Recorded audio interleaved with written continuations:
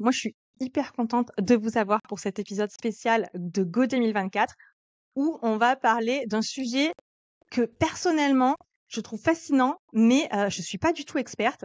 C'est tout ce qui est autour du paid marketing. Donc chacun de votre spécialité, je pense qu'on va avoir un épisode absolument génial parce que chacun de votre spécialité, Danilo, tu vas nous parler des Meta Ads, donc Facebook et Instagram, et LinkedIn va nous parler des LinkedIn Ads, donc de la publicité sur LinkedIn. On va pouvoir connaître les tendances à venir et quelles sont les bonnes pratiques à adopter pour 2024. Donc, si vous avez à cœur de développer, d'accentuer et d'avoir des résultats sur vos canaux payants en 2024, cet épisode est pour vous. Si vous deviez résumer l'évolution de votre côté de la publicité, donc LinkedIn pour Moni et de la publicité Facebook, Instagram du côté d'Anilo, comment vous pourriez le décrire en quelques mots? Moni, je te laisse répondre en premier. Ah, c'est parti. Moi, j'ai vu trois grandes choses qui ont bien fonctionné pour mes clients en 2023. La première, c'est un point de bascule de la lead gen vers la demand gen. C'est vraiment quelque chose qui est en train de prendre le marché B2B de force. On voit Cognizum, qui est une grosse marque anglaise, qui à la base s'était installée à l'international et qui arrive en force en France avec sa stratégie demand gen. Et du coup, ça inspire un peu tous les annonceurs à faire un petit peu la même chose. J'explique juste en 2 secondes ce que c'est que la demand gen. C'est un Oui, changement de volontiers. mindset par rapport à la lead gen. Ça consiste en fait, plutôt que d'optimiser pour le fait de d'avoir absolument tout de suite les coordonnées de contact des gens en échange de leurs coordonnées de contact, email De- ou numéro de téléphone. D'échanger le C'est plutôt contenu contre un email, quoi. ouais, ouais, en gros c'est ça, c'est un peu le playbook B2B un peu classique qui se fait depuis 2010. Bah là en fait, on va plus vers un mindset éducation au maximum. On éduque et on apporte de la valeur au maximum aux personnes, notamment autour du produit, mais aussi autour de tous les contenus de marque. Et en fait, ce qui va se passer, c'est qu'on va optimiser plus pour des gens qui vont aller convertir d'eux-mêmes. Donc, on ouvre tous les contenus et on va aussi traquer d'une manière un peu plus hybride. On va essayer de faire en sorte que les gens, quand ils arrivent sur le site et qu'ils convertissent, ils aillent expliquer un petit peu d'où ils viennent. Ce qui permet en fait de recoller un petit peu les morceaux et d'éviter de traquer de manière un petit peu. Ouais, c'est ça. Ok. Ça, c'est la grosse. Deuxième chose Ouais. que tu as pu percevoir en 2023. Ouais, bah c'est le fait de faire d'avoir une plus grande sophistication au niveau de la structuration des campagnes LinkedIn. Beaucoup d'annonceurs sur LinkedIn ils se contentent de faire une campagne sur du trafic froid, c'est-à-dire des gens qui ne vous connaissent pas encore, et ils se contentent en fait de faire des campagnes dessus. Alors que ce qui fonctionne beaucoup plus, notamment en B2B où il y a beaucoup plus de points de contact nécessaires. D'après Forrester, il faut 17 points de contact en moyenne pour Oh, transformer un inconnu en vente. Donc, le fait de mettre en place plusieurs couches de ciblage, donc d'abord des gens qui ne connaissent pas, et ensuite derrière, on retarget ces gens-là, c'est-à-dire les gens qui sont déjà venus sur le site et qui correspondent à nos critères de ciblage, on leur montre des publicités avec du contenu un petit peu adapté, qui permet de les accompagner dans leur parcours décisionnel. Et enfin, la troisième chose que j'ai mise en place en force, ce sont les vidéo ads. Donc les vidéo ads, personne ne fait ça en France. Moi, sur mon feed LinkedIn, je vois sur quasiment LinkedIn, jamais il n'y en a ça. pas beaucoup, hein. Ouais, parce que quasiment personne n'en fait. Et alors qu'en fait, les vidéo ads, c'est hyper puissant pour trois raisons. La première, c'est un impact émotionnel important. Quand on regarde une vidéo, on est forcément plus impacté que si on va juste sur un site web. Le deuxième, c'est qu'on communique très efficacement. Si on a un produit qui est super complexe, bah, une vidéo de 1 minute, ça permet vraiment de montrer comment le produit fonctionne et comment il apporte des résultats. Et le troisième, au niveau budgétaire, c'est hyper efficient. Au niveau des coûts, si on compare, 1 minute de trafic sur le site web, moi sur mes benchmarks, ça coûte en moyenne 3 euros par clic, alors que faire regarder une vidéo, ça va coûter entre 1 et 2 euros. Donc ça permet Ah, super intéressant. voilà. Donc c'est parce que bah vu que personne ne le fait, LinkedIn du coup c'est l'économie hein, c'est de l'offre et la demande. Vu que personne ne le fait et que les gens aiment la vidéo, bah, vu qu'on leur en donne, LinkedIn il va du coup bah réduire les coûts Il associés. valorise ça. Donc voilà. Hyper Voilà. intéressant. Et de ton côté, Danilo, du coup, si on passe sur la plateforme Meta, donc Facebook et Instagram, toi, tu dirais qu'en 2023, qu'est-ce qui était qu'est-ce qui est ressorti de Ouais. ton côté? S'il y a des choses que tu as entendues chez Moni d'ailleurs et que tu constates également sur sur les plateformes Instagram et Facebook, bah, n'hésite pas à le faire ressortir, ça peut être intéressant en termes de bonnes pratiques. Bien sûr. Ouais, non, c'est vrai que Facebook, enfin Meta reste quand même plus mature que LinkedIn. Donc, quand tu parles par exemple de vidéo ads, c'est sûr qu'aujourd'hui, c'est quand même un classique sur Facebook de faire des vidéos ads, de les diffuser en campagne de conversion en notoriété. Donc, ça, c'est vrai que ça n'a pas beaucoup changé. Par contre, ce qui a beaucoup évolué cette année et qui va encore évoluer l'année prochaine, c'est deux sujets pour moi, automatisation et intelligence artificielle. En fait, j'ai l'impression que c'est un peu les mêmes sujets qui reviennent tout le temps. Je pense que l'algorithme de Meta est de plus en plus intelligent, il a de moins en moins besoin du média buyer et ils font en sorte vraiment de rendre notre travail facile, ce qui fait que pour un média buyer, sa plus-value, elle est beaucoup moins dans la partie technique, donc le fait d'implémenter les campagnes, et même dans la partie créative, maintenant, l'intelligence artificielle s'attaque à nous, puisque tout doucement, ce que Meta veut nous proposer, c'est là que j'allais en venir, c'est qu'il veut nous proposer de l'IA générative, comme vous pouvez le voir avec DALL-E, avec ChatGPT, où en fait, Meta va nous proposer de rédiger nos textes à partir de certains prompts. Ils vont nous proposer des visuels, donc là encore une fois à partir de certains prompts, ou même recadrer nos créas. Donc recadrer nos créas, mettre un background derrière une créa. Admettons que j'ai un complément alimentaire, je veux le mettre en avant dans ma cuisine, il pourrait me générer un arrière-plan de cuisine où je peux mettre mon complément alimentaire, où il est bien joli. Donc Ça, tout ça, c'est déjà en ouais. 2023? Déjà en 2023, tu l'as constaté ça? Mais en fait, c'est eux qui l'annoncent. Donc, c'est-à-dire que là, en 2023, bien sûr, on ceux peut pas encore le faire, mais c'est eux qui l'annoncent et on sait que c'est un D'accord. peu la suite logique. Ces outils-là, ils vont tout doucement implémentés dans la plateforme, mais je pense d'ici 2024, ils y seront. Rien n'est jamais sûr, mais en tout cas, AI Sandbox, ils l'ont annoncé. Et de toute façon, là, actuellement, il y a des options dans l'Ad Manager qui permettent d'ajouter des sons facilement en visuel ou de laisser la main à l'algorithme. Par exemple, on va lui fournir plusieurs textes et il va lui-même gérer en fait l'ordre des textes et qu'il va les mettre en haut, en bas. Au niveau des visuels, il peut aussi les modifier un tout petit peu par lui-même. Donc, c'est-à-dire ajouter un peu de texte directement sans qu'on ait forcément la main dessus. Donc, tout doucement, il y a des options automatisées et basées sur l'intelligence artificielle qui arrivent. Et en fait, l'autre point important, c'est la partie automatisation où on se rend compte que même sur la partie gestion des budgets, en fait, Meta veut carrément nous dire, OK, maintenant, donnez-nous par exemple les moments où vous allez avoir une forte période de vente, donc par exemple Black Friday, fête de fin d'année, les soldes. Vous nous dites, OK, par exemple, du 20 novembre au 30 novembre, je m'attends à avoir une augmentation de mes ventes sur mon site. Eh bien, j'autorise l'algorithme de Meta à augmenter automatiquement mon budget de 50% durant cette période-là. Donc ça, c'est des choses qui font qu'on se dit, OK, Ouais. même à ce niveau-là, Meta commence à prendre la main. Et après, au niveau ciblage, donc à la fois, je trouve que c'est pas forcément ce qu'on appelait l'automatisation, mais plutôt de l'intelligence artificielle, parce que tout ce qui concerne les audiences un peu manuelles, par centre d'intérêt, audiences personnalisées, avec les sources de Facebook ou de notre site. Bon, je sais bien que c'est un peu technique comme je le dis là. Meta veut un peu le remplacer en nous disant, OK, arrêtez de nous donner des signaux d'audience, arrêtez de nous donner des intérêts, des audiences personnalisées, des audiences similaires. Laissez-nous gérer l'audience avec nos campagnes Advantage Plus Shopping ou avec les options Advantage Plus Audience, qui sont des options qui permettent en gros de laisser la main à l'algorithme.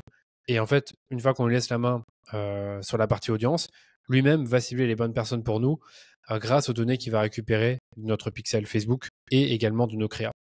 Donc un truc complexe à expliquer pour quelqu'un qui est débutant, mais concrètement, le ciblage est tend à disparaître parce que Facebook, enfin Meta, est en train de le faire à notre place. J'ai En écrit fait, un article l'algorithme devient de plus Ah bah écoute, si tu as écrit un article, on le mettra Ouais. en Ouais, en franchement, description. je pense que ça peut valoir le Si coup. pour ceux qui veulent Oui, oui, mais clairement. Mm. On est là pour aider au maximum, apporter un maximum de valeur. Ouais. Donc moi, si je résume ce que tu es en train de dire, c'est que déjà, clairement, moi de ce que j'entends, c'est que Meta est une plateforme, tu l'as dit, plus mature, mais même plus mature Ouais. en termes d'algorithme et de propositions on va vraiment parler d'assistance. Donc tu as parlé du média buyer. Pour traduire le média buyer, en fait, c'est celui qui achète de l'espace publicitaire en fait Ah oui, bien sûr. sur Meta, tout Qui simplement. peut... Dans certaines entreprises, c'est fait par des agences. Parfois, c'est fait en interne dans l'entreprise quand on n'a pas forcément le budget pour. Soit quand on a beaucoup de budget qu'on peut internaliser, soit quand on n'a pas encore le T'as budget bien pour résumé. externaliser. T'as totalement résumé. C'est ça. T'as totalement résumé. Ou alors, il y a aussi l'option freelance, c'est d'avoir quelqu'un qui Ouais. est là en support. qui va peut-être plus, qui va avoir un peu moins un rôle global où il va tout faire, mais simplement gérer les campagnes, c'est Mais qui peut généralement assister. ce qui se passe. Et, Mm. donc, en fait, l'algorithme devient super intelligent et tente à te suppléer Ouais, dans la recherche d'audience ouais. et dans ta, Mais- je vais pas dire créativité, mais finalement dans l'optimisation des campagnes. Et ouais, et là, ce que je vous dis, c'est que c'est carrément des recommandations de Facebook. Facebook nous dit consolidez vos campagnes. Donc, ça veut dire en gros, ayez moins de campagnes, ayez moins d'audience, ayez moins de créa. Et une des recommandations de leur Performance 5, c'est cibler avec la créa. Donc, carrément, eux le disent. Donc, ça, c'est dans l'article que je vais vous envoyer. Cibler avec la créa, ça veut dire, en gros, faites en sorte que votre créa permette de cibler. Donc, si par exemple, vous ciblez les jeunes mamans, bah, il faudrait qu'on voit une jeune maman avec un enfant, etc., dans la créa et dans le texte. Donc, pour résumer, Mm. pour ceux qui Et, se demandent ce que c'est une créa, je vais quand même le dire. La Ok. créa, c'est la partie visuelle de la publicité. C'est ce qui est ultra intéressant. Et ce que je trouve intéressant, c'est que finalement, on pourrait se dire que si on refait cet épisode dans un an, peut-être que Moni nous dirait que on voit émerger ça sur LinkedIn, d'avoir un ouais, algorithme qui te dit, Ouais, OK, donne-moi ton ouais. budget, dis-moi qui tu veux cibler et je m'occupe du reste. Mais pour c'est l'instant, on est vraiment d'accord, ça. Moni, on n'est pas encore Ouais, là sur j'aimerais beaucoup LinkedIn. rebondir du coup sur le propos d'Agneau, parce qu'il faut faire super attention.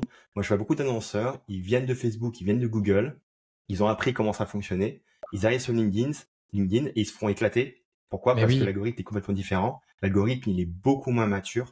Euh, en fait, si on laisse trop de contrôle à l'algorithme de LinkedIn, on a des gros problèmes.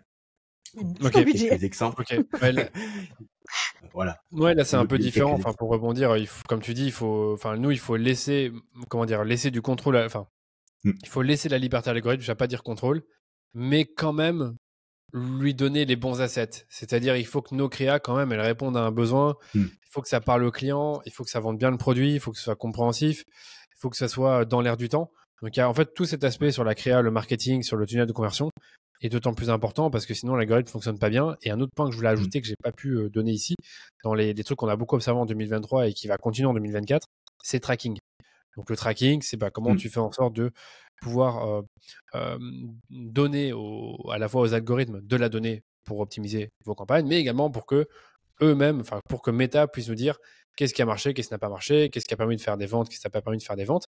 Et pour ça, il faut un tracking au point. Le souci, c'est que les trackings, vous le savez peut-être pour ceux qui nous écoutent, que pendant longtemps, ça a été très dépendant des cookies tierces et que les cookies tierces sont en train de disparaître, ce qui fait que les plateformes comme Meta, Google et je pense aussi LinkedIn, en fait, sont obligées de proposer d'autres solutions de tracking pour récupérer la donnée. Et ces solutions-là s'appellent les API de conversion, les tracking server sites, c'est un peu les termes qui veulent un peu dire la même chose, mais l'idée, c'est d'aller chercher l'événement, vraiment ce qui s'est passé sur le site, sur le serveur du client, du client, et l'amener chez Meta. Et ça, en fait, il faut bien le mettre en place. Ça marche, c'est pas toujours très bien intégré avec les plateformes CMS, donc les Shopify, PrestaShop, WordPress. Et donc, il faut parfois le faire manuellement, faire appel à un expert. Et ça, c'est tout un enjeu. Parce qu'en plus de ça, ça évolue vite. Donc parfois, il faut aussi remettre à jour les valides tracking et les data layers. Et ça, c'est pas simple. Donc c'est aussi un gros enjeu, tracking. Comment faire pour avoir un meilleur tracking optimal, qui fonctionne bien, qui récolte toute la donnée, et puis même aller plus loin, aller chercher la donnée directement dans le CRM et Ouais. la mutualiser avec, je vois que tu acquiesces, la mutualiser avec les données navigateurs et serveurs. Donc vraiment un gros enjeu, Ouais. mais je pense pas que c'est une bonne idée de rentrer dans le sujet parce que c'est très complexe. Non, mais par contre, moi, ce que je trouve intéressant, c'est que d'un côté, on a l'impression que c'est plus facile parce que tu as un méta qui te dit: «Mais c'est bon, donne-moi le budget, dis-moi qui tu veux cibler et je vais tout Oui, optimiser pour toi», voilà. Et d'un autre, en réalité, pour vraiment le nerf de la guerre, c'est d'arriver à avoir la donnée et ouais, la donnée, c'est la partie la plus complexe à récupérer et ça, pour comme tu l'instant, ils dis, le font pas c'est ça. et C'est dur à récupérer. donc, en fait, c'est faussement plus simple. D'un côté, c'est plus simple et d'un autre, ça se complexifie énormément. Et donc, juste pour résumer, un événement d'Anilo, par exemple, c'est tel visiteur a visité telle page, a cliqué à tel endroit. Donc, un événement, c'est une action qui est opérée par le visiteur sur le site internet. Ouais, exactement. Et Voilà. les plus communs, ça va être remplir un formulaire, donc dans le cas d'un B2B, ça va être demander un devis, ou alors ça peut être en e-commerce, ajouter un produit au panier ou acheter. Et tout ça, on a envie que ça soit déjà qu'on le sache, tout simplement, qu'on ait la donnée et éventuellement, comme vous disiez, que ça soit implémenté dans le CRM. Donc là, c'est déjà la phase d'après. Mais c'est pas facile. Là, j'ai bien compris qu'aujourd'hui, comme il y a plus les cookies, ça demande beaucoup d'expertise. Donc, si Mm. vous croyez, voilà, s'il y a eu une lueur d'espoir sur dire, ah, c'est trop bien, je vais pouvoir court-circuiter les agents, je vais pouvoir le faire toute seule. Ben, j'ai envie de vous dire, c'est même beaucoup plus complexe aujourd'hui que ce que ça a été par le passé. Et moi, je me régale de vous avoir parce que je suis sûre qu'on va encore apprendre des trucs hyper géniaux dans cet épisode. Yes, avec plaisir. Moi, je voudrais vous poser une question sur votre expérience parce que vous travaillez tous les deux avec pas mal d'entreprises pour mener leur campagne. De votre point de vue, qu'est-ce qui a le mieux fonctionné pour vous, pour vos clients en 2023? Du coup, là, je te propose, Danilo, de répondre en premier sur Ok. quels sont tes bests sur 2023. Bon, on va alterner, ça Ouais, peut être sympa d'alterner. ouais, on peut alterner avec plaisir. De toute façon, c'est vrai que j'ai beaucoup parlé sur la partie Facebook, donc autant enchaîner, puis après je ferai une petite pause. Écoutez, donc pas mal de petits trucs. Tu m'as dit de rester quand même pas rentrer trop dans la technique, donc je vais vraiment faire au mieux. Le premier point, c'est quand même la campagne qu'on appelle Advantage Plus Shopping, qui est simplement une campagne totalement automatisée. On crée la campagne, on donne à Facebook nos créas et on le laisse gérer pour nous. Et en fait, l'idée de la campagne Advantage Plus Shopping, c'est de mettre nos meilleurs créas dans la campagne en question et de le laisser gérer et d'optimiser. Donc c'est une campagne qu'on appelle une campagne d'accélération, puisqu'on va émettre des concepts qui ont fait leurs preuves, ou des créas où on sait qu'elles ont déjà bien marché sur des audiences par intérêt ou nos clients directement, et on les met dans cette campagne-là, et on demande à Facebook d'aller chercher d'autres personnes qu'on connaît qui nous connaissent pas encore, et de faire en sorte que ces personnes convertissent via les créas-là. Ce qui est bien avec la campagne Advantage Plus Shopping, c'est qu'on peut lui dire, attention, je ne veux pas que tu montes mes publicités à des audiences qui m'appartiennent, donc des audiences de clients ou de visiteurs. Et donc, on peut lui donner un maximum de dépenses sur cette campagne en particulier. Et cette campagne, quand Facebook l'a lancée en fin d'année dernière, donc c'est très récent, ils ont dit, voilà, c'est une campagne qui permet de diminuer les CPA, les coûts d'acquisition de 12%. En fait, on observe que pour certains clients, C'est parfois, pas c'est rien. même Ouais, c'est pas rien. Et parfois, on observe que c'est 30, 40, 50%. Et en fait, elles finissent par remplacer nos campagnes qu'on va appeler manuelles, que même Meta appelle manuelles, qui sont des campagnes où, comme je vous le disais, on utilise des centres d'intérêt, des audiences similaires, ou d'autres critères qui étaient très utilisés auparavant. Et là, en fait, on l'utilise de moins en moins parce que Advantage Plus Shopping fait bien le taf. Donc ça, c'est le premier point. Le deuxième, ça va aller plutôt vite. C'est pour les plus petits comptes, c'est-à-dire les comptes qui dépensent, on va dire, moins de 5 000 euros par mois, donc qui peut quand même être un gros montant en fonction de la taille de votre entreprise. En fait, ce qu'on a constaté, c'est que consolider les campagnes, donc avoir une ou deux campagnes maximum et avoir très peu d'audience dans chaque campagne, en fait, ça fonctionnait mieux que d'essayer de faire un truc un peu trop complexe.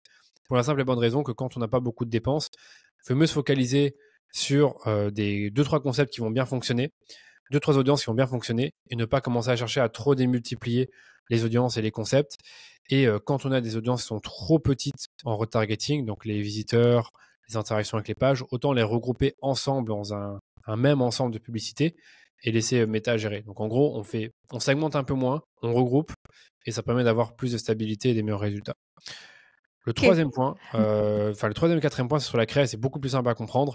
Donc le troisième, c'est le ciblage par la créa. Donc en gros, c'est vraiment de faire en sorte que le client cible se reconnaisse, soit de par sa problématique ou soit de par son profil démographique. Donc très simple et ça marche en B2B aussi. Donc par exemple, on a un client dans le B2B pour qui on a utilisé ça qui s'appelle QuickTalk, où en fait on avait des créas par secteur d'activité. Parce qu'en fait c'est de la téléphonie mobile et en fait on sait que ça peut s'adresser à des architectes, à des comptables, à des agences de com. Et en fait dans les créas on essayait de vraiment à chaque fois d'adapter notre message et notre proposition de valeur à ce persona en particulier.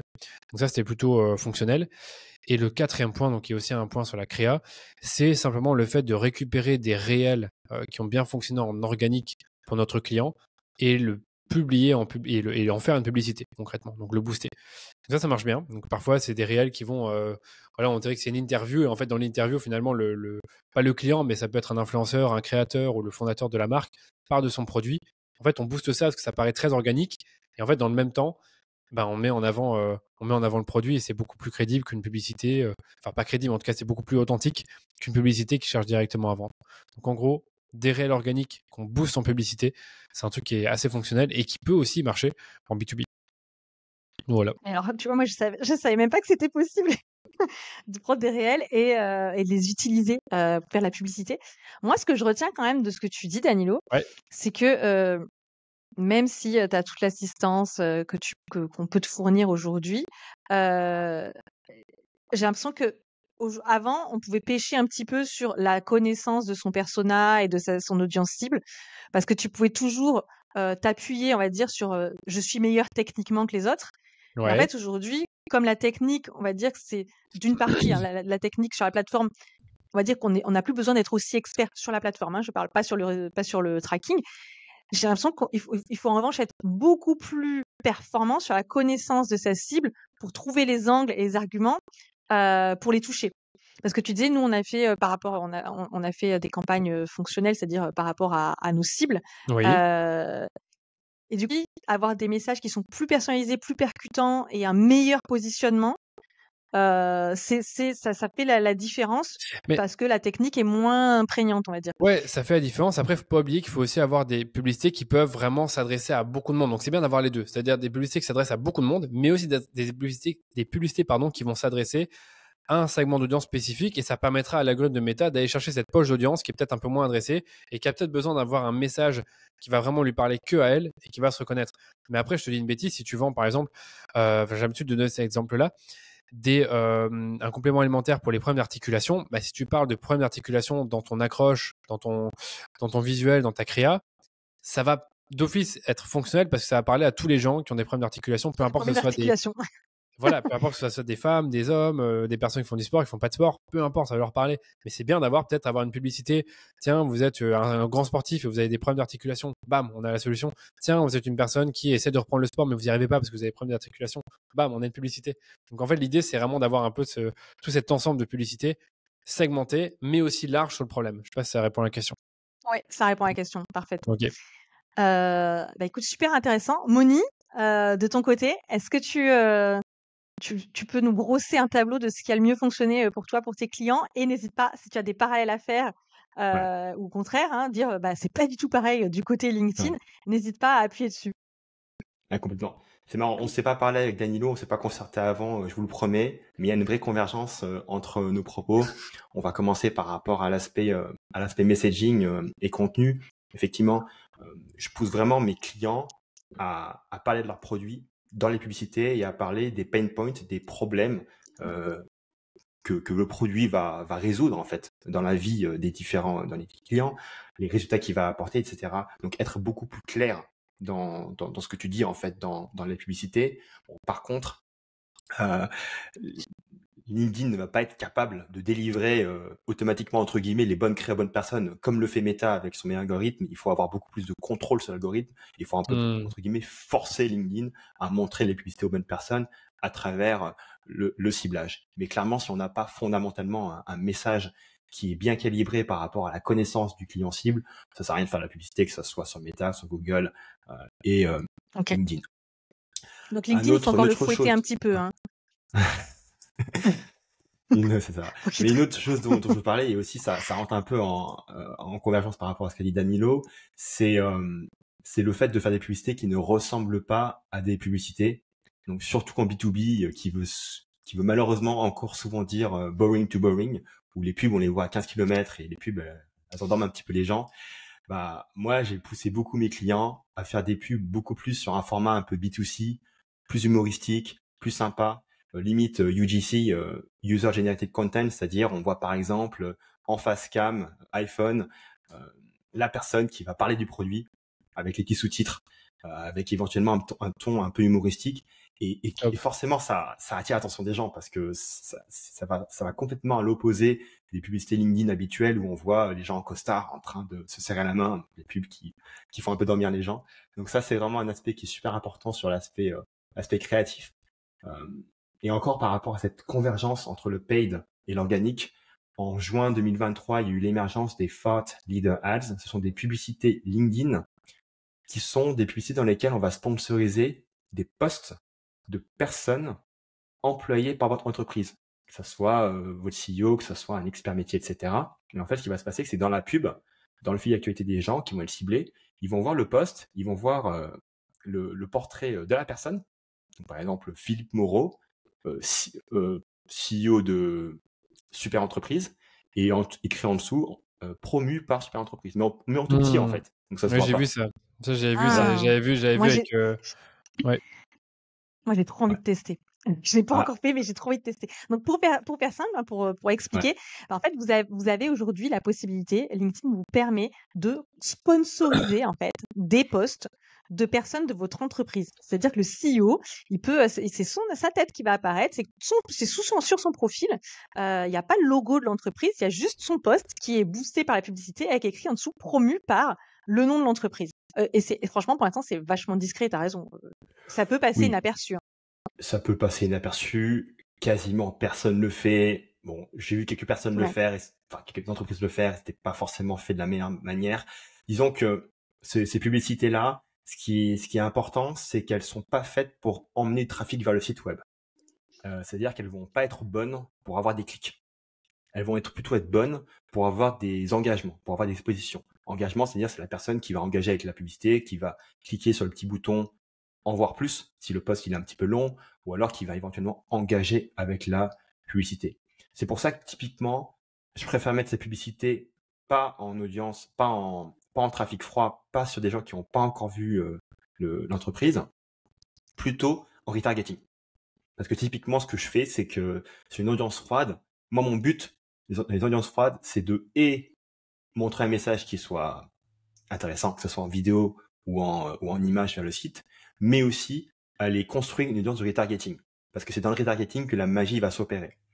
Et donc, du Une coup, audience de le truc, c'est... retargeting, Ouais, juste je t'arrête Moni, hein. Une ouais, audience de retargeting, c'est une audience de personnes qui a déjà eu des contacts avec votre marque, votre entreprise, qui vous a déjà vu. Donc, c'est la même chose quand c'est Danilo qui en parle, c'est la même chose quand c'est Moni qui en parle. C'est-à-dire que quand on dit que c'est du retargeting, c'est que c'est pas du trafic froid, vous n'êtes pas inconnu, votre marque n'est pas inconnue. Il y a déjà eu des publicités, des messages publicitaires où ils sont déjà venus sur votre site internet, ils ont déjà entendu parler de vous, ils ont déjà été exposés au message de votre entreprise. Donc, dans ces cas-là, la personne n'est pas au même stade. Puisqu'elle a déjà eu connaissance de la marque, potentiellement elle sait même ce qu'elle fait, on va lui adresser d'autres messages pour ce qu'on appelle la réchauffer. Si je ne ouais. m'abuse, on appelle ça réchauffer. Et de manière à la faire progresser dans le tunnel de vente jusqu'à potentiellement prendre contact, acheter, dans le cas de Danilo, puisque toi, il y a pas mal de Oui, conversions qui peuvent se faire en ligne avec du e-commerce. En oui, B2B, on va plutôt parler de prise de rendez-vous, demande de devis. Il y a rarement des transactions directement. oui. Donc, ce que tu disais, Moni, c'est que les publicités, ce que tu appelles, qui s'appelle Thought leader. thought leadership, donc, où on va sponsoriser le poste d'une personne, toi, tu l'utilises pour le reciblage, le retargeting. Ouais, c'est ça. Parce qu'en D'accord. fait, ce qui se passe, c'est que moi, ce que je disais au début, c'est génial, je vais avoir plein de clics sur ma publicité, donc ça va me créer, à partir de ces clics-là, une audience de retargeting de haute qualité. Le problème, c'est que sur une campagne classique image, on peut aller chercher, on peut dire toutes les personnes qui ont cliqué sur le bouton aller voir sur le site, ou alors une campagne vidéo, tous les gens qui ont vu 50% des vidéos, ou qui ont vu 75% de la vidéo, ajoute-les à l'audience de retargeting. Et ça, c'est quand même des gens qui sont relativement chauds, ils ont fait Ouais, une vraie action. Ils sont allés sur le site, ou ils ont vu une partie de la vidéo. Alors qu'en fait, avec les campagnes Thought Leadership, ou Thought Leader Ads, pardon, il suffit que la personne elle clique juste sur le bouton voir plus. Elle voulait On va juste voir comptabiliser. tout le post pour rentrer dans l'audience de retargeting. Donc clairement, c'est pas aussi calibré, c'est pas aussi qualifié. Et donc aller derrière envoyer du trafic dessus, c'est pas super. Donc c'est pour ça que j'ai arrêté de faire ça et que maintenant ces campagnes-là, je les mets seulement en retargeting. retargeting pour aller Ok. rassurer les gens. Les gens qui nous connaissent déjà, ils voient que le CEO il parle, ils voient que les experts métiers parlent et ils racontent pas que des En, bêtises. Au contraire, ils racontent des choses très intéressantes sur le produit, mais aussi sur l'expertise globale de la marque et ça va derrière les aider à convertir. en tout cas, tu me donnes envie de le Ok. faire. Trop cool. Ouais, ça donne envie, hein. Ouais, franchement, ouais, j'ai envie de le faire. Vraiment, je Quand suis on va sérieux. finir l'épisode, Ouais. on va tous essayer. Ah, je dis pas ça pour rire, j'ai envie de le faire. Parce que j'ai plein de vidéos de moi, donc je pense que je vais garder ça en Mais tête. Je suis en oui, train de le noter. Mm. toi, tu as un blog de vidéos, toi, tu as énormément de contenu. Oui, oui. Ouais, Et tu peux le tester, hein, clairement. Ouais, franchement, j'ai noté, c'est pas pour rigoler. Eh ben, absolument. écoute, moi, je te rejoins. Moni, il a fait 2-3 posts dernièrement. Il me Allez, semble que j'allais tu en as voir. fait un sur ce format. Ouais, je vais les Ok. partager. N'hésite Ouais. pas. Ok, je vais aller voir Et ça c'est tout de moi suite. qui lui ai Partage. demandé, c'est une commande de moi. C'est moi qui lui ai dit, je C'est veux que ça. tu publies des posts là-dessus. Ok, trop C'est bien, ça. je vais aller voir ça. Mais Je vais c'est aller vrai voir ça, qu'effectivement, super. par rapport au format Thought Leader Ads, on peut entre guillemets, rebooster un post textuel, mais aussi un post textuel plus image, ou encore un post textuel plus vidéo. Par contre, pas Trop 40. bien, Donc, tant trop que le bien. post il a moins de 6 mois, on peut Ouais. aller le Et rebooster. je te pose une question rapide, je pense que ça peut aussi intéresser les auditeurs. Tu penses qu'avec un budget de 1 000 € par mois, est-ce qu'on peut faire des choses intéressantes avec ce type de post-là en retargeting? Ou même 500 €? Parce que moi, je sais que mes audiences de retargeting ne seront pas énormes. Il faut que je mette la balise LinkedIn assez vite. Ou alors que je construis des audiences à partir des sources de LinkedIn. Je ne sais pas si c'est possible. Comment tu vois les choses à ce niveau-là? Par rapport au retargeting, c'est marrant, ça fait un petit cas d'étude. Ouais. Si t'as au moins 3000 visiteurs par mois sur ton site, je Ouais. pense que tu peux assez facilement Voilà. créer une audience de retargeting sur LinkedIn pas mal. Ok, ouais, je pense que ça peut se Sachant faire. Ça peut se faire. Ouais, là, t'es Sachant large, hein, qu'on commence Danilo, à il y en a 1000. beaucoup plus. Hein. Ouais, Ouais, sur sachant mon que site, dans- ouais, mon site à moi, ouais, mais après le site de l'agence, peut-être celui-là que je voudrais viser. Et une autre question, est-ce Mhm. que tu peux cibler les gens qui sont abonnés à ta page ou qui l'ont visité récemment ou ton compte? Alors, ouais, donc par rapport au retargeting, donc tu peux recibler les gens qui sont venus sur ton site, mais si tu as énormément de trafic sur ton site, tu peux recibler les gens qui sont venus sur certaines pages de ton site. Bah oui, c'est Par mieux, exemple, ouais. non, moi je veux juste recibler les gens entre guillemets qui sont venus sur la page Booking Demo Contact, par exemple. Ouais, Donc ça, c'est une première façon de remplir ton audience. Et la ok. deuxième façon, effectivement, tu peux recibler tous les gens qui ont visité ta page entreprise sur LinkedIn. Et si tu as éventuellement énormément de trafic sur ta page LinkedIn, tu peux avoir seulement les gens qui sont venus sur ta page LinkedIn et qui En ont commentaire. cliqué sur un bouton visiter le Ouais, site sur mais c'est voilà, bon à c'est deux savoir, j'aime sources. bien cette idée-là. Par contre, je pense qu'on est d'accord, là, ça va aussi intéresser les autres qui nous écoutent. On est d'accord qu'on peut pas recibler les gens qui visitent notre profil LinkedIn personnel. Ça, c'est pas possible. C'était ma question.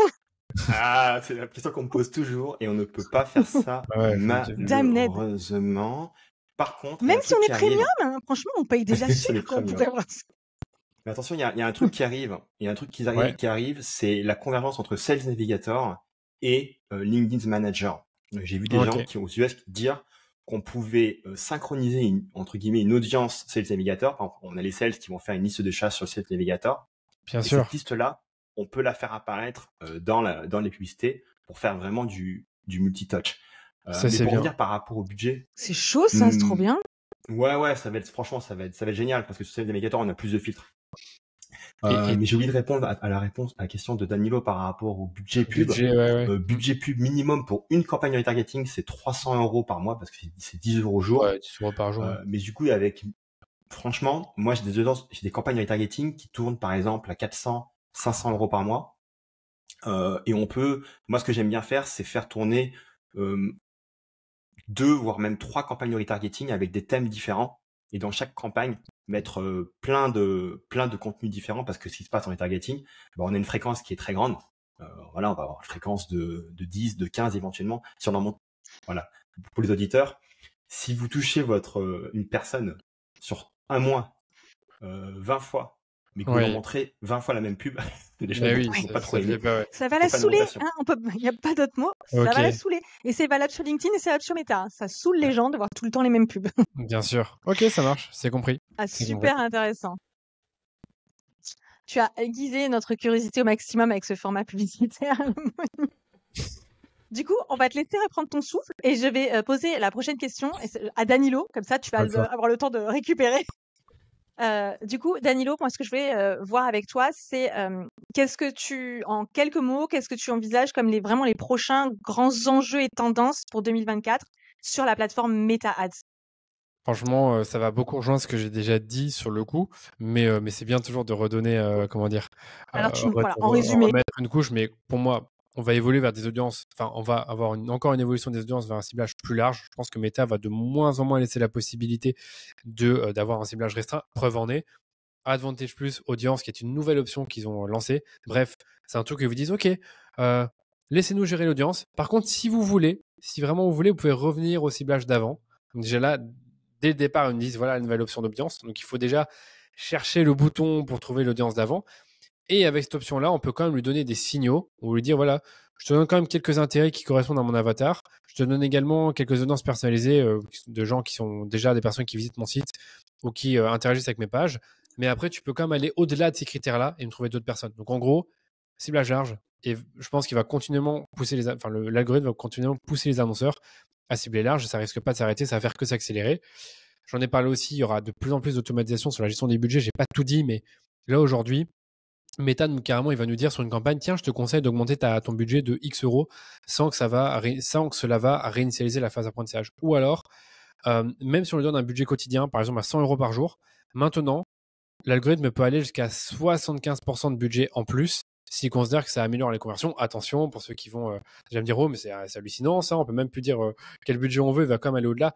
Non, il va regarder une moyenne sur une semaine. Donc, si on met un budget de 100 € par jour, sur une semaine, ça fait 700 €. En fait, il y a des jours où il va peut-être dépenser 150, d'autres jours, il va dépenser 80, d'autres jours, il va dépenser 160, mais la moyenne sera toujours à 700. Donc, en gros, même à ce niveau-là, l'algorithme aura plus de liberté sur la façon dont il dépense votre budget. Alors qu'avant, il pouvait aller jusqu'à 25% en plus du budget, donc c'était quand même pas significatif. Une grosse. Je trouve ça dingue quand on pense qu'il y a un an à peine, on découvrait ChatGPT. Mais oui, c'est ça. Mais oui, c'est ça. Ça a été très vite à ce niveau-là. C'est flippant. Et ça, du coup, ça va encore, on peut imaginer que ça va encore s'accélérer. Du coup, Moni, de ton côté, qu'est-ce que si tu devais, je pense que ça va rejoindre ce qui a été dit avant de ton côté, mais si tu devais résumer les grands enjeux tendance 2024 en quelques mots, les résumer ou les consolider par rapport à ce qui a été dit. Ouais. Ne lâchez pas les chevaux par rapport à l'automatisation sur LinkedIn. Si vous cliquez sur expansion de l'audience, audience network, optimiser pour les clics à haute valeur, etc., vous allez avoir des problèmes. Pareil sur les enchères automatiques, typiquement, quand vous mettez des enchères automatiques, c'est un peu le festin pour LinkedIn. Il va pouvoir vous augmenter vos coûts au maximum et s'en mettre un maximum dans les poches. Oktoberfest de LinkedIn. LinkedIn m'adore. C'est la fête de la bière. C'est la fête de la bière de LinkedIn, si vous mettez ça. Donc allez-y mollo. C'est ça. Donc allez-y mollo. Par rapport aux audiences, c'est pas aussi automatisé que Facebook. Meta, vous devez absolument bien connaître vos personas pour après derrière pouvoir le target sur LinkedIn de manière extrêmement pertinente par rapport à leur nom de poste, par rapport à la fonction, mais aussi par rapport à des compétences qu'ils peuvent avoir, par rapport à des groupes LinkedIn dont ils peuvent faire partie. Donc la connaissance du persona reste toujours importante. Après, par rapport aux conseils que j'ai apportés, un peu différent de ce que j'ai dit auparavant, mais qui rentre un peu en résonance avec les thought leader ads. Moi, ce que je constate, c'est qu'en B2B, on parle de thought leadership, mais on n'en fait pas. C'est-à-dire qu'on va voir la page d'entreprise, les contenus, c'est pourri. On va voir les posts des gens. C'est juste pas intéressant, en fait. Et le problème, c'est que le paid, c'est pas de la magie. Le paid, typiquement, c'est un levier d'amplification d'une exécution marketing organique qui fonctionne déjà. Donc, c'est ça que j'ai envie de dire aux gens. Avant de devenir fan de la pub, faites de l'organique sur vos profils clés dans l'entreprise, sur votre page d'entreprise. Et après, d'ailleurs, allez amplifier tout ça avec du paid. Ouais. Merci de le dire. Moi, je dis souvent, je reprends une phrase de je ne sais plus qui a dit ça, je retrouverai. C'est un produit qui se vend pas sans publicité, ne se vendra pas mieux avec publicité, en fait. Donc, un message qui marchait déjà pas sans publicité n'a pas plus de chances de marcher avec de la publicité. Donc, traquez ça, que le message soit bon, parce que ni Meta ni LinkedIn ne pourra faire de la magie à ce niveau-là si le message est mauvais et pas intéressant. Il le rendra pas forcément super intéressant aux yeux de votre audience. Donc, merci de le rappeler, Moni. Donc ça, c'est une tendance éternelle, par contre. C'est pas spécialement 2024. C'est vrai. Top. Et j'en viens à une question qui, je pense, va être cruciale et ouvrez grand vos oreilles. Alors, c'était déjà super intéressant tout ce qu'on s'est dit là. Mais là, on va rentrer un peu dans la cuisine de Danilo et de Moni sur quelles sont leurs intentions pour 2024. Donc moi, ma question, c'est qu'est-ce que vous comptez accentuer, diminuer ou adapter dans votre stratégie? Donc pour toi, Danilo, la stratégie ad sur Meta et pour toi, Moni, la stratégie ad sur LinkedIn. Qu'est-ce que vous comptez ou diminuer ou abandonner? Peut-être vous allez me dire, moi, je vais arrêter ça complètement ou j'imagine qu'il faut laisser tomber ou intensifier pour 2024. Ok, donc plein de trucs à dire. Je pense que pour diminuer, c'est clair que les tests d'audience, le fait de sursegmenter, on le faisait déjà plus beaucoup en 2022, encore moins en 2023. Je pense que en 2024, ce sera quasiment terminé. Ça ne veut pas dire qu'on peut plus tester d'audience du tout. Ça veut juste dire qu'on préfère en fait cibler des segments plus larges et un peu moins se prendre la tête à ce niveau-là. Et les trucs qu'on va accentuer, il y en a quand même beaucoup suite à ce que j'ai dit. Premier point, ça concerne plus nous en tant que prestataire de service. On sent vraiment qu'aujourd'hui, si on travaille avec une entreprise et qu'on n'a pas la main sur la créa et le testing, en fait, ça va être compliqué pour eux de vraiment leur montrer notre valeur ajoutée, leur apporter quelque chose de plus que ce qu'ils peuvent déjà avoir en interne ou en travaillant avec un freelance. Donc, on sait que si on n'a pas cet aspect-là, qu'on n'a pas la main sur l'aspect créatif, que ce soit au moins la stratégie sans forcément produire, ou idéalement les deux, donc stratégie plus produire, on sait qu'on ne peut pas faire un travail optimal sur le compte. Deuxième point qu'on va accentuer, c'est faire plus de testing créa. Parce que comme je vous le disais, la créa, c'est le nerf de la guerre, mais c'est pas le tout de faire des créas. Il faut encore tester des créas qui vont s'adresser à différents personas, à différents besoins, différents problèmes. Donc on sait qu'on doit le faire encore plus qu'avant, puisque les algorithmes ont la main. Troisième point, ça je n'ai pas beaucoup évoqué, c'est la partie, ce qu'on appelle, nous, la fondation financière. C'est que quand on accompagne une entreprise, on sait que les personnes qui gèrent l'acquisition n'ont pas toujours bien défini forcément leur répartition budgétaire mois après mois, ou alors ils ne l'ont pas forcément fait avec une méthode comme nous on peut appliquer, qui va être basée sur des objectifs, des temps forts, la saisonnalité, sur le fait peut-être de calculer certains indicateurs clés de performance comme des ROS critiques, des CPA, des ROS. Enfin, on peut croire que tout le monde l'a déjà fait, J'ai perdu mais on se rend Danilo. compte que c'est Tu pas l'entends, toujours Moni? bien fait. J'entends pas. Ou alors Ça c'est plus, frise par un peu. exemple, Bon, il va sûrement on a revenir. entendu que le Attends, voisin. Danilo, Ouais, excuse-moi, ça a ouais. coupé. On t'a perdu. Ni Moni ni moi, on ne t'entendait. À partir de quand? Des fondations financières. Bah, je vais refaire la fondation financière parce que de toute façon, c'est pas simple d'en parler. Ok. Troisième point qu'on va aussi accentuer, c'est la partie fondation financière, parce qu'on se rend compte que cet aspect-là, il est de plus en plus important. C'est comment est-ce qu'on peut planifier avec notre client ses investissements, comment est-ce qu'on peut redéfinir avec lui des indicateurs clés de performance qui vont être plus globaux, mais qui vont aussi être basés sur leur structure de coût. Donc on sait que le ROS d'une entreprise va pas être, enfin de n'importe quelle entreprise va être à chaque fois différent selon leur structure de coût, selon leur panier moyen. Et tout ça, en fait, on sait qu'on doit bien le calculer avec le client, qu'on doit prendre le temps en fait de le faire, tout comme planifier les investissements de l'année en fonction des objectifs du client. Par exemple, le client nous dit, OK, l'année prochaine, on veut faire 3 millions d'euros de chiffre d'affaires. Sinon, on a déjà travaillé l'année précédente avec le client et qu'on connaît un peu ses temps forts, qu'on connaît son panier moyen, qu'on connaît son CAC, donc son coût d'acquisition de nouveaux clients, on va ensuite pouvoir produire un document qui va permettre d'atteindre cet objectif-là en investissant certains budgets mois par mois en fonction non seulement, comme je vous disais, du panier moyen, du coût d'acquisition, également de leur rétention, c'est-à-dire le pourcentage de clients qui réachètent. Donc un truc bien, bien, bien complexe, mais qu'on pense devoir faire de plus en plus pour accompagner nos clients, plus seulement sur la gestion de ads ou de la créa, mais également sur vraiment l'évolution de leur business, parce qu'on sait que ça fait la différence.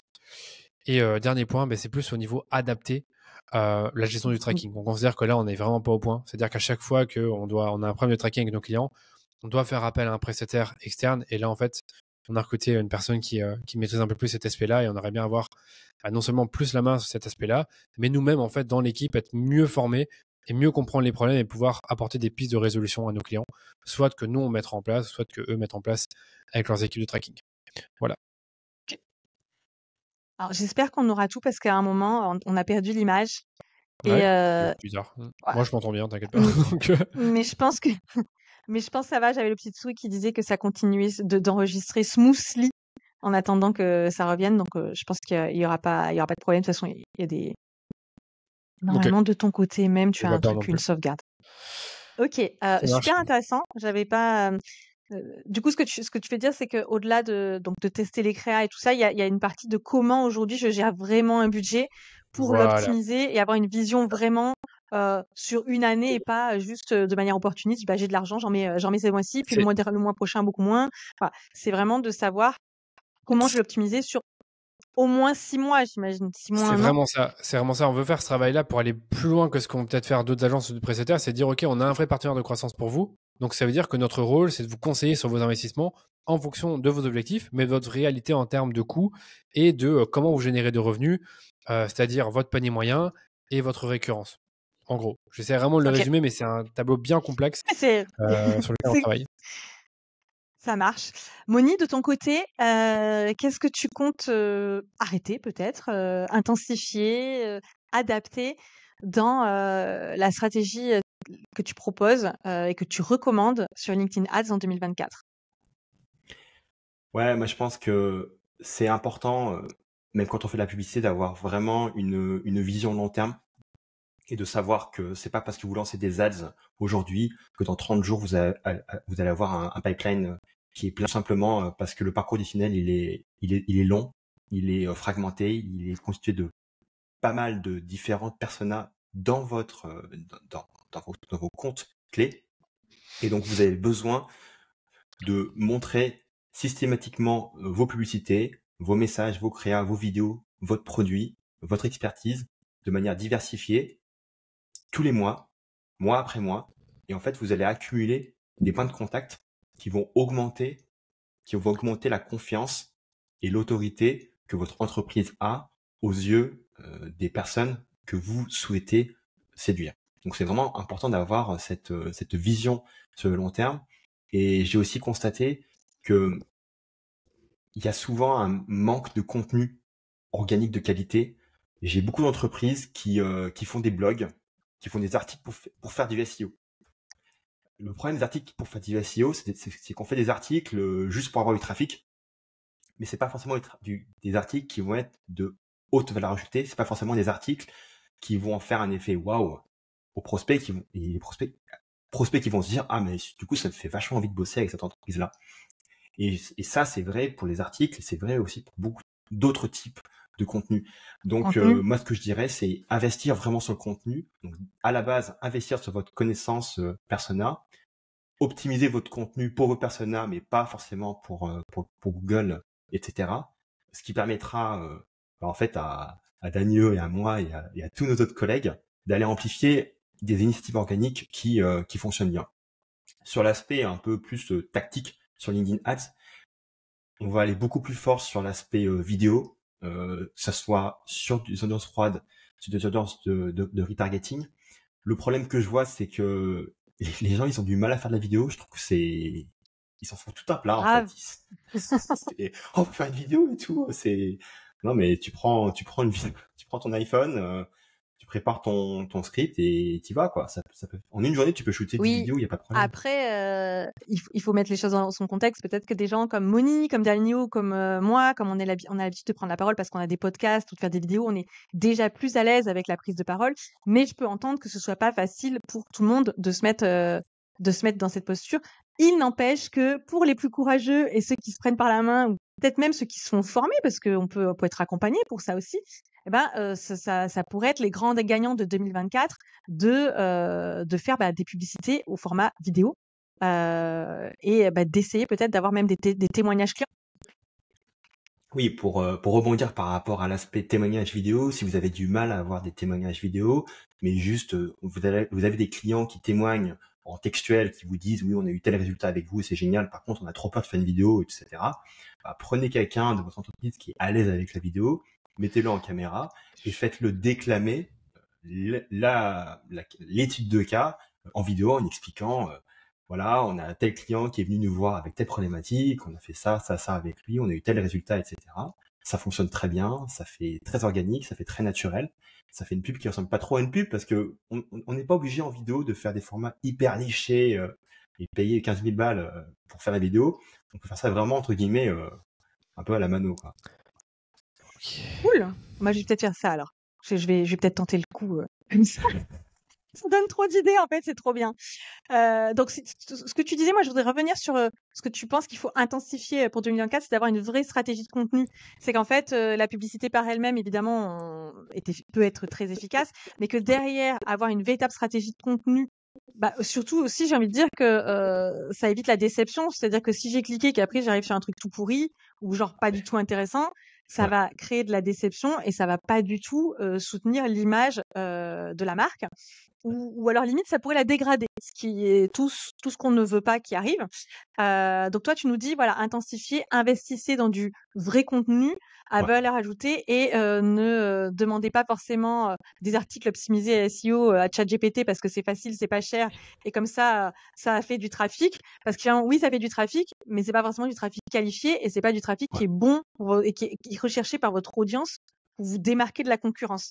Donc c'est vrai que faut faire attention aussi avec les outils faciles. Facile, ça veut pas dire efficace. Hein. Faut être super vigilant là-dessus. Hein. Enfin, ça, c'est moi qui, c'est moi qui rajoute dessus parce que je voudrais pas que les gens pensent que tout est devenu. Ce côté magique peut être trompeur en fait, c'est ça et on s'en rend bien compte même en tant que marketeur, hein. Moi je mets même dans cette posture-là, c'est de dire ça paraît tellement facile et magique aujourd'hui, mais en fait non et en fait le niveau est en train de s'élever énormément parce que plus les outils sont accessibles et plus la technique elle est réduite et meilleur on doit être en tant que marketeur. Enfin, je sais pas ce que vous en pensez Danilo et Moni, mais moi c'est vraiment la sensation que j'ai eue en 2023 et que je continue d'avoir pour 2024. Même avec toi. Maintenant, 100%.